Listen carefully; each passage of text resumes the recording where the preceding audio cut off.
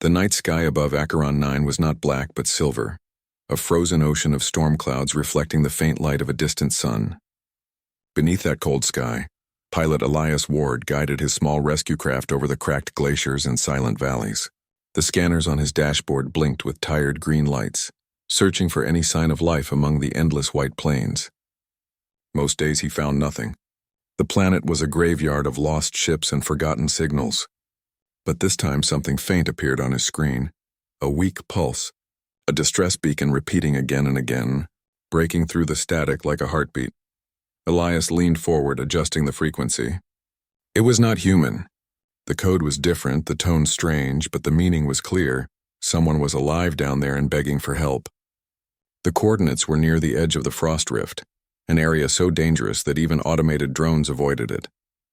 His command center back on the station would tell him to wait for backup, but there would be none coming for hours. And hours on Acheron 9 meant death.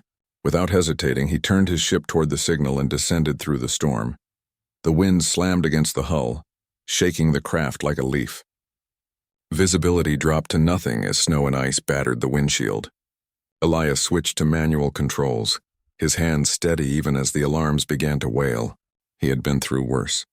His old captain used to say that humans were built for the impossible, that when others froze, a human's stubborn will kept burning. He smiled slightly at the thought, then narrowed his eyes as his scanners picked up the wreck, half buried in a frozen ridge. The alien transport was twisted, its metal torn apart as if by invisible claws. Parts of the hull still glowed faintly, struggling against the cold that ate everything it touched. Elias landed a short distance away, pulled on his thermal suit, and stepped into the storm. The wind hit him like a wall, and ice crystals stung his faceplate. Each breath came out as fog that froze instantly against his visor. He forced his way toward the wreck, boots sinking deep into the snow. Every step made the ground groan beneath him, but he didn't stop. Inside the broken ship, the silence was deeper than the storm. He turned on his wrist light, shining it across the interior. The walls were cracked open and wires hung down like vines. Several figures lay frozen, their bodies already claimed by frost. Elias felt the heaviness of it, the quiet end of travelers far from home. He moved deeper, searching every compartment until his light caught movement, faint but real. Something shifted behind a fallen panel. He rushed forward, pushing the metal aside, and there she was, an alien woman, her skin pale with faint traces of silver under the frost, her clothes torn and burned. She was alive, but barely. Her lips were blue and her breathing shallow. Elias checked his scanner, but it couldn't read her species or vitals. The system simply displayed unknown. She opened her eyes slightly, the color unlike anything he had seen before, soft silver mixed with faint violet. Her voice came out weak, a broken whisper of sounds he couldn't understand. "It's okay," he said quietly, even though she couldn't possibly know the words. "I've got you." He pulled a thermal blanket from his pack and wrapped it around her carefully. Her body was cold as ice, almost lifeless. He activated the blanket's heating core, pressing it close against her chest to restore warmth. The storm outside grew louder, shaking the wreck around them. Elias knew they couldn't stay here. With one deep breath, he lifted her into his arms. She was light, almost weightless, but the wind outside would make the walk back nearly impossible. Still, he started moving. The wind screamed through the broken hull as he stepped out, carrying her tightly against him.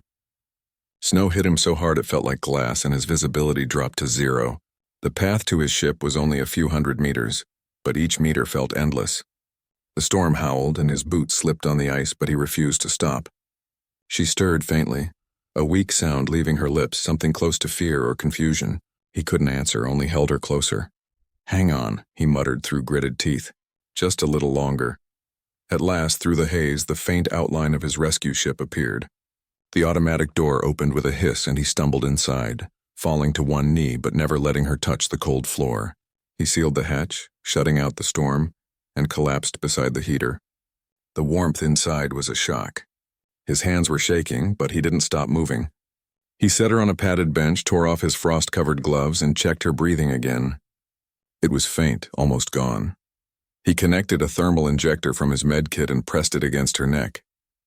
The device hummed softly, delivering warmth and energy directly into her system. Her chest rose slowly, her skin showing hints of color again, Elias watched her in silence, afraid to even blink. Minutes passed like hours until she finally coughed, a small, fragile sound, but it made his heart jump. He quickly reached for a ration canister, opening it to let the steam warm the air.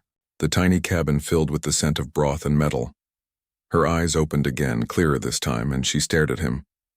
For a moment, they simply looked at each other, two strangers from different worlds surrounded by the sound of the storm outside. She tried to speak, but her voice cracked. He shook his head softly, gesturing for her to stay quiet. "Don't talk yet," he said. "You're safe now." She seemed to understand his tone, if not his words. Her eyes softened slightly and her breathing steadied.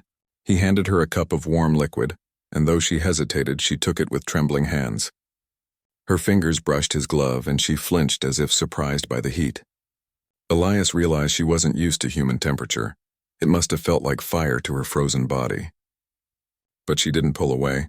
She kept drinking slowly, her gaze never leaving him. Outside, the wind continued to roar, shaking the small ship. But inside, there was stillness. Elias checked the comms, trying to send a message to command, but the storm blocked all transmission. They were cut off completely. It could be hours, even days, before the weather cleared. He glanced back at the alien woman. She was slipping back into sleep, exhaustion winning the fight. He adjusted the blanket around her shoulders, making sure no cold air could reach her. For the first time in weeks, he spoke to someone other than his own reflection. "You don't even know who I am," he said softly. "But you're not going to die out here. Not while I'm breathing." The heater hummed softly beside them, filling the silence. Elias leaned back against the wall, watching her rest. Her breathing had become steady now, the rise and fall gentle like the waves of a distant sea. He wondered what kind of world she came from, if it was as cold as this, or if she had ever seen a place like Earth. He imagined her walking through forests, laughing under sunlight. The thought made him smile faintly. His hands were still numb from the cold, but he didn't care. Saving her had cost him energy, time, and maybe his mission, but it didn't matter. Out here in this endless frost, life was rare. And life, no matter whose, deserved a chance. Hours passed. The storm outside grew worse. The lights flickered and the heater groaned under the pressure of the wind.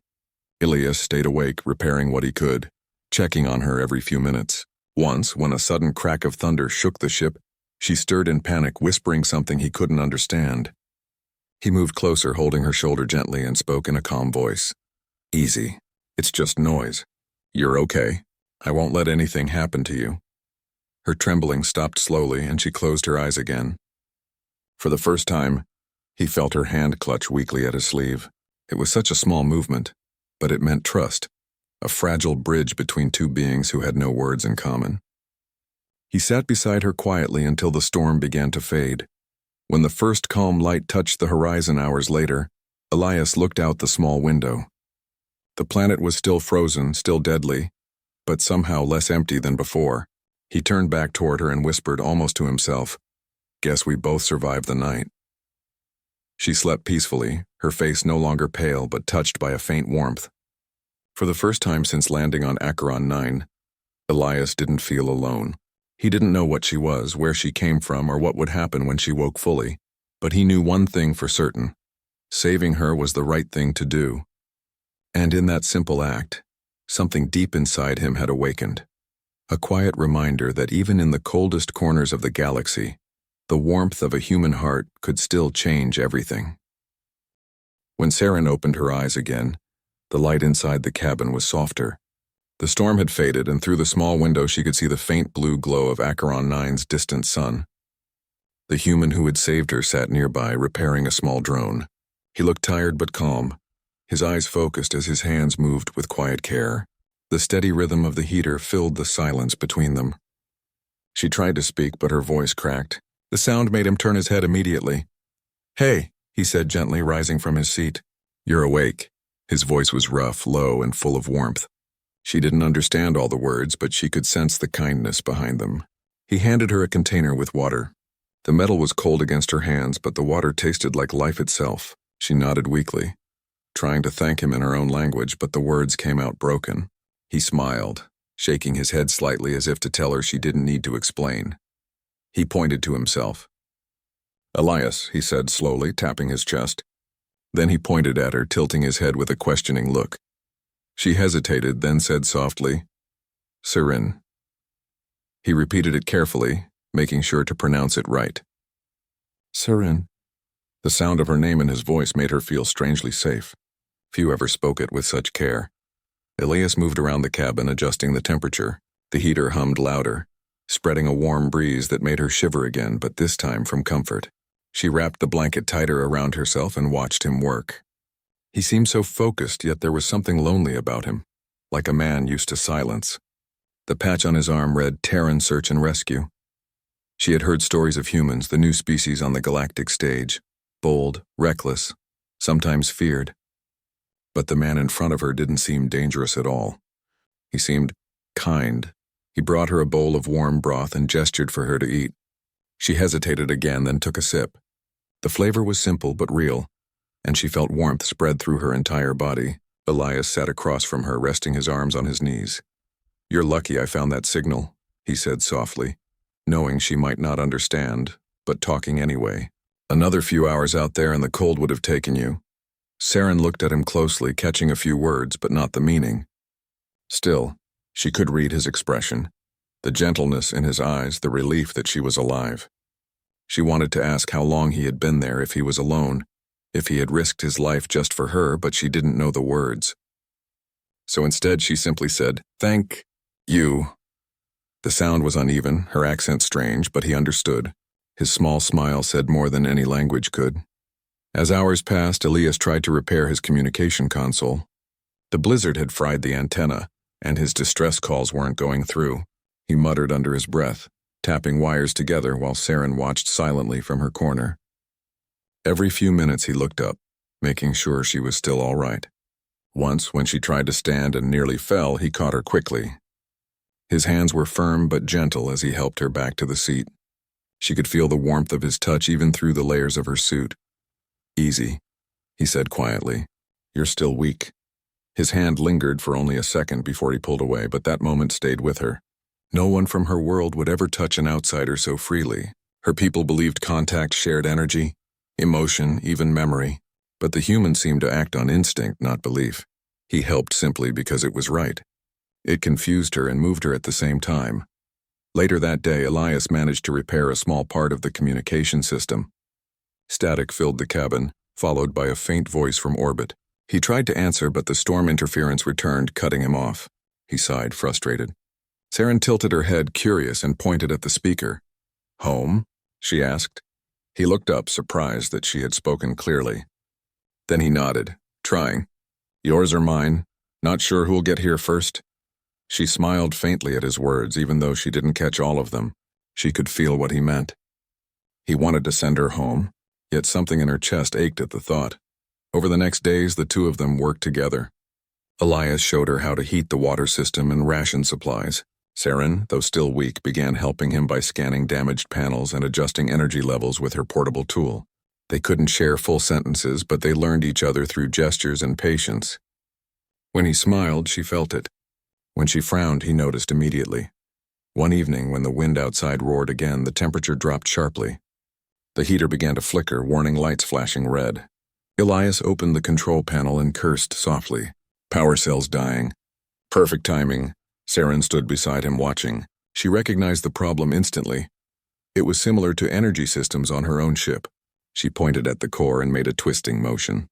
"Convert. Reverse flow." He blinked, not understanding. She gestured again, this time more urgently. Then she took the small tool from her belt and showed him what she meant, adjusting the regulator by hand. He caught on quickly, smiling at her. "You're good at this." They worked side by side, their breath fogging the air. After a few tense minutes, the heater came back to life, filling the cabin with warmth again. Both of them laughed, a shared relief that crossed every barrier between them. Elias leaned back against the wall, shaking his head. "You just saved us both," Saren smiled, proud and tired. She didn't know the words, but she knew what he meant. Their laughter faded into quiet, and for a moment they simply looked at each other. The human who risked everything for her, and the alien who had begun to see warmth in a species she was taught to fear. That night, as she rested, she found herself watching him as he slept in the pilot's chair. His head was tilted, his face calm despite the exhaustion. She noticed the small scar near his temple, the lines of weariness around his eyes. He wasn't like the stories she'd heard of humans who burned planets or started wars. This one lived alone on an ice world, saving strangers. She whispered softly in her own language, "Why do you care?" He didn't hear her, of course, but the question stayed in the air, unanswered. The next morning, the weather cleared enough for Elias to venture outside to fix the outer comms. He suited up, checked his oxygen, and looked back at her before stepping out. "Stay here. I'll be back soon." She nodded, but worry filled her chest. The memory of the crash still haunted her. The blinding cold, the silence, the sight of her crewmates turning to frost. When he stepped out into the white storm, that fear returned. She waited by the window, counting the seconds. Minutes stretched endlessly. Then she saw movement.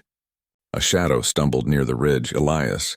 He was dragging a heavy power cable through the snow. His steps were slow, and his shoulder armor was coated in ice. Saren pressed her hands against the glass, whispering words he couldn't hear. The wind howled, lifting snow and waves around him, but he didn't stop. When he finally reached the antenna tower and reconnected the cables, the beacon light blinked to life. She gasped with relief as he turned back toward the cabin. But halfway, a loud crack echoed. The ground beneath him split. Ice plates shifted violently.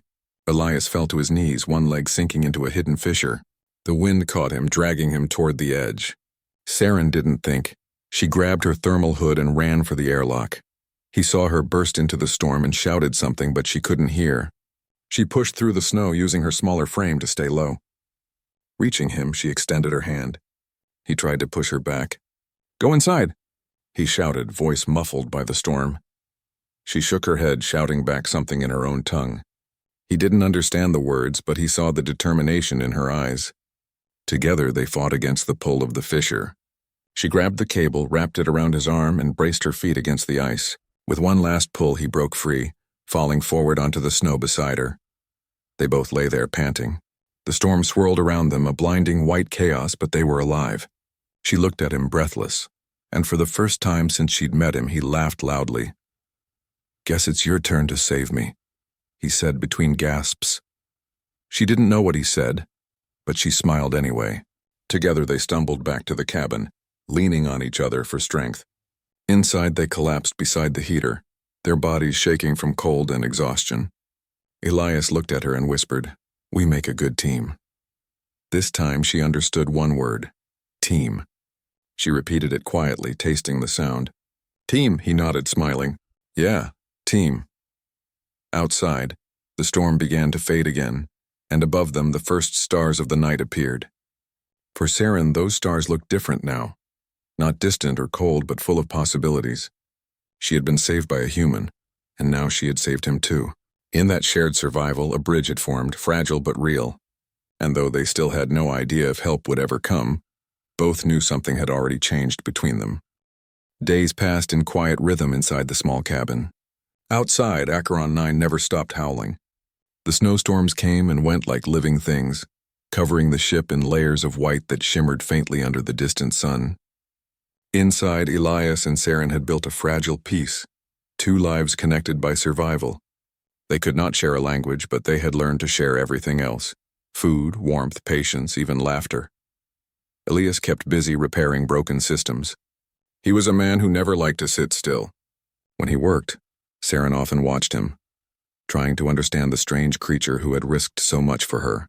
Humans were new to the wider galaxy, impulsive, emotional, unpredictable. Her people spoke of them as dangerous, but the man before her seemed gentle, more like a protector than a threat. Sometimes she helped him fix things.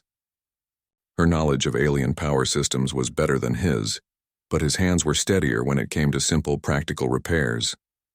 Together they made an odd pair, the human with rough gloves and the alien with delicate fingers glowing faintly under the cabin lights. When the heater flickered, she would look at him, and he would grin and say, "We'll make it work." Somehow, they always did. At night, they would sit by the heater, drinking hot water from metal cups, and try to talk. Elias pointed at things, saying their names in English, and she repeated them, sometimes with the wrong sound. He laughed every time. Then she would point at the same object and speak its name in her tongue. He tried to copy her accent, failing every time, which made her laugh too. Their laughter filled the small cabin like music, soft, human, alive. One evening, when the wind outside was calm, Elias took out a small hollow pad from his pocket. It projected an image into the air, a photo of blue oceans, green forests, and a bright sky. Earth. He turned the screen toward her. Home, he said. Earth. Saren's eyes widened. She leaned closer, touching the floating image carefully. It looked nothing like Acheron 9 or her own world. It was warm and alive, full of color. She whispered something in her language that sounded like wonder. Then she pressed a small crystal from her uniform, tapping it twice. A hologram appeared, a world of glowing trees, silver lakes, and tall crystal towers. Avanar, she said softly, placing her hand over her heart. Elias smiled. Your home, he said, pointing. She nodded. For a few moments, both worlds floated in the air between them. Earth and Avanar, blue and silver, side by side. They looked at each other and realized how far they were from everything they knew, yet how close they had become in this frozen place. But peace on Acheron 9 never lasted long. The storm outside began to grow again, stronger than before. The sensors beeped warnings. Pressure dropping, power fading. Elias frowned at the screen. It's the outer vents. Ice buildup. He grabbed his jacket and helmet. I have to clear it before the system collapses. Saren stood up quickly, shaking her head. No, dangerous. She pointed to the storm, her expression full of worry. He smiled a little. I've done this before. I'll be quick. But she blocked his path, eyes firm. Together, she said, her voice uncertain but her meaning clear. He hesitated, then nodded. All right, together. They stepped outside into the howling white. The wind hit them hard and the temperature dropped instantly. They moved slowly, their visors fogging, following the safety line that led to the power vents. Ice had covered the machinery completely, and the sound of cracking metal echoed in the distance. Elias took out a heating torch and began melting the ice while Saren used her energy tool to adjust the vents. For a few minutes, everything went smoothly. Then the ground rumbled. A tremor rolled through the valley, shaking the frozen crust. Saren lost her balance, slipping toward a gap between the rocks. Elias caught her arm before she fell, pulling her close. The ice cracked again under their feet, but held. Their helmets touched, and for a brief second they stared at each other through the glass. Even in the storm, even surrounded by danger, her eyes shone bright with life. He squeezed her hand and shouted, "Hold on," though she couldn't hear his words. But she understood the feeling. They finished clearing the vents and rushed back inside, breathless and covered in frost. The door sealed behind them with a heavy thud. Both of them collapsed near the heater, laughing from relief. Steam rose from their suits as the heat returned. Saren removed her gloves, revealing faintly glowing veins beneath her skin. Elias blinked, surprised. You glow, he said quietly, smiling. She smiled back, pointing to his chest. You burn, she replied softly, meaning warmth. They both laughed again. As the days stretched into weeks, their small shelter became a world of its own. Elias began teaching her more words, writing them on scraps of metal with a stylus. She repeated each one carefully. Warm, safe, friend. She liked the sound of that last one. Friend. It was simple, honest. When she tried to teach him her word for the same meaning, it came out as a soft melody of sounds he couldn't reproduce. He laughed, shaking his head, and she laughed too. Sometimes, in quiet moments, they shared memories. Elias spoke of oceans, of his family back home, of his mother's laughter and the smell of rain. Saren listened, not understanding every word but feeling the emotion behind them. Then she told him in broken English and gestures about her people, about the floating cities on Avanar, about how they believed the stars held memories of the dead. She said that when someone saved another life, the stars remembered it forever. Elias listened with quiet respect, feeling a strange warmth in his chest. Maybe that was why he had come here. Not for medals, not for duty, but for something deeper. One morning, Saren found him staring out the window, lost in thought. The light of dawn painted his face with soft blue shadows. You miss home, she said gently. He nodded slowly. Yeah, but maybe this isn't so bad, she smiled, sitting beside him. Cold world, warm hearts. He looked at her in surprise, realizing how much she had learned in such a short time. You're getting better at this, he said. Teacher good, she replied, a hint of pride in her tone. Before he could answer, the communication console suddenly beeped. Both of them turned sharply. The screen lit up with faint static and then a clear signal. A rescue team, human, was approaching orbit.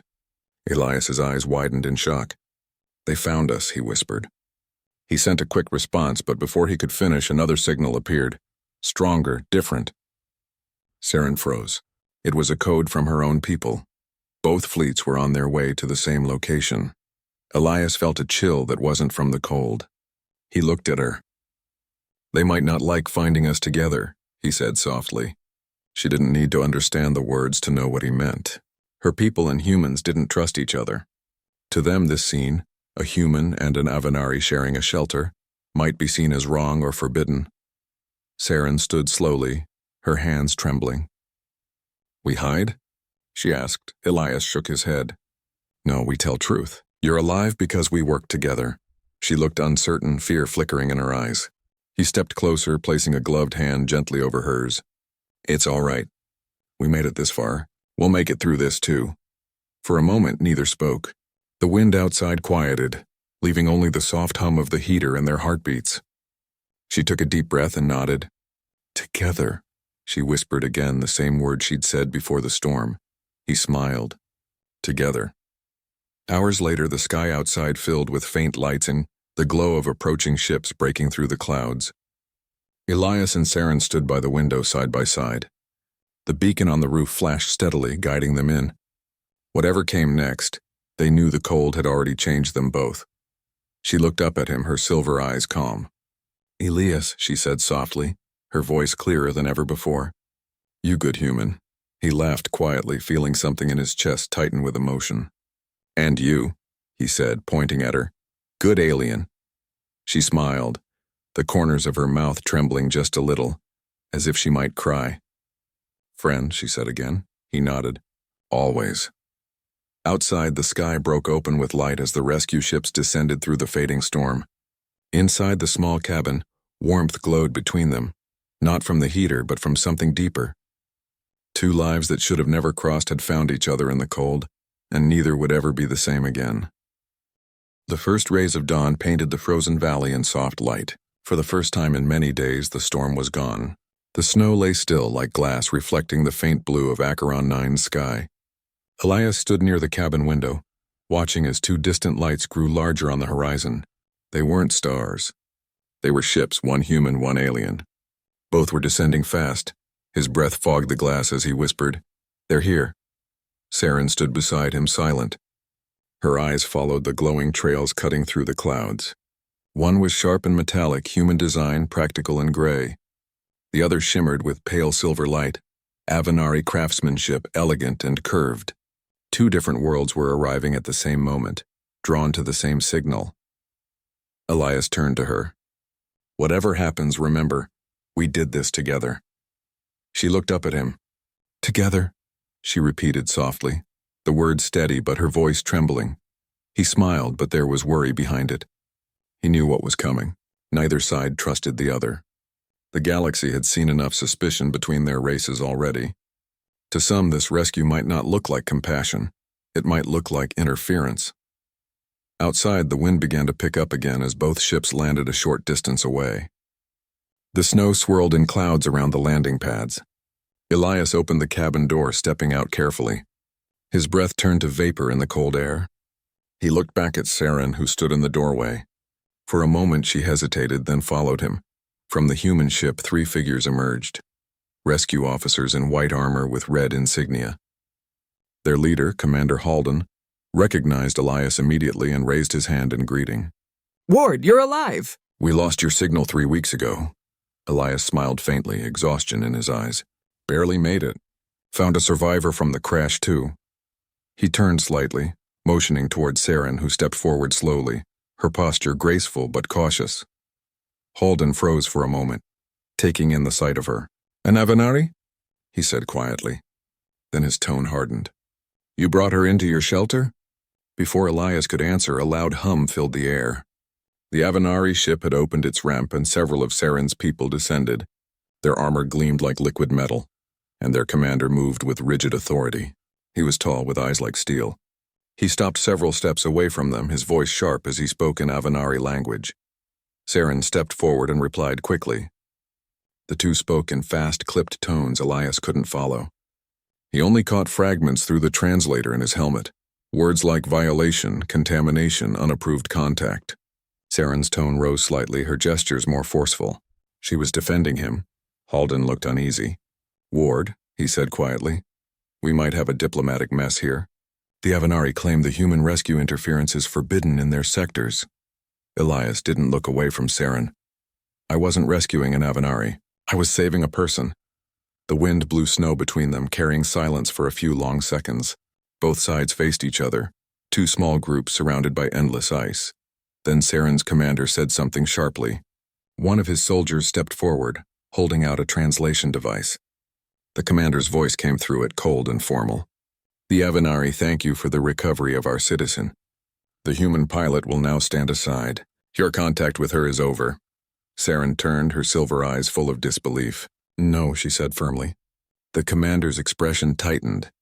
He answered her in his language, but she shook her head. "No," she said again, louder this time, the word carrying through the cold air. Everyone fell silent. Elias stepped closer, lowering his voice. "It's all right, Saren, you should go home." She looked at him, her voice breaking slightly. "You saved me. You gave life. They want me to forget that," he smiled sadly.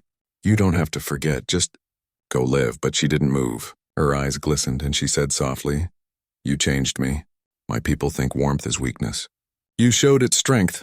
Her commander's voice cut through the wind. "Enough, step away from the human." Halden placed a hand on Elias's shoulder. "Let it go, Ward, don't make it worse." But Elias shook his head slowly. "Worse?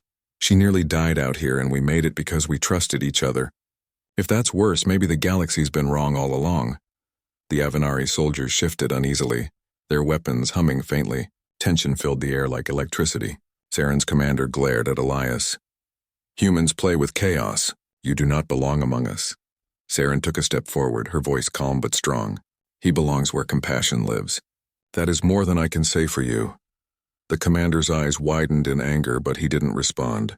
For the first time, he seemed unsure. Saren turned toward her people and spoke rapidly in her native tongue. Her words carried emotion that even Elias could feel without understanding. She spoke of how he had found her dying in the cold, how he had risked his life, how he had asked for nothing in return. She spoke of warmth, courage, and the strange human heart that refused to give up even when everything seemed lost. When she finished, the Avenari soldiers stood in silence. The commander's gaze softened just slightly. Finally, he spoke again through the translator. "You may express gratitude, then you will return." Saren nodded once and turned to Elias. The wind whipped her hair across her face as she stepped closer. She reached up, her gloved hand trembling, and placed it gently against his chest. "Elias Ward," she said slowly, carefully forming each word. "You saved my life. My world will know." He swallowed hard, unable to speak for a moment.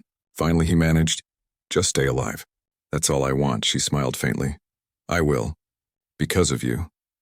Then, almost shyly, she pressed her forehead against his for a moment, the Avenari gesture of honor and deep respect. He stood still, eyes closed, feeling the cold metal of her helmet touch his. When she pulled back, her eyes shone like stars against the white sky. Without another word, she turned and walked toward her ship. Her people surrounded her, but none stopped her from looking back one last time. Elias raised a hand in silent farewell. She mirrored the gesture before the ramp closed, sealing her away in silver light. The ship lifted off slowly, engines glowing against the horizon. The snow swirled beneath it as it rose into the pale morning sky and disappeared among the clouds. For a long time, Elias stood there, staring at the empty space where it had been. Halden walked up beside him. "You all right?" Elias nodded slowly. "Yeah, I think so." Halden looked at him for a moment. "Not many people would have done what you did. I'll make sure command hears about it." Elias gave a small smile. "Don't tell them I broke protocol. Just tell them we found life worth saving." They both stood quietly for a while, watching the sky turn brighter. The cold no longer felt as sharp. Elias could still feel the warmth of her touch on his chest, faint but real, somewhere out there in another part of the galaxy. She was alive, and maybe telling her people about a human who refused to let the cold win. Weeks later, back on the orbital station, Elias sat alone in his quarters, staring out the window at the stars. The silence was different now. Not empty, just waiting. His communicator beeped suddenly.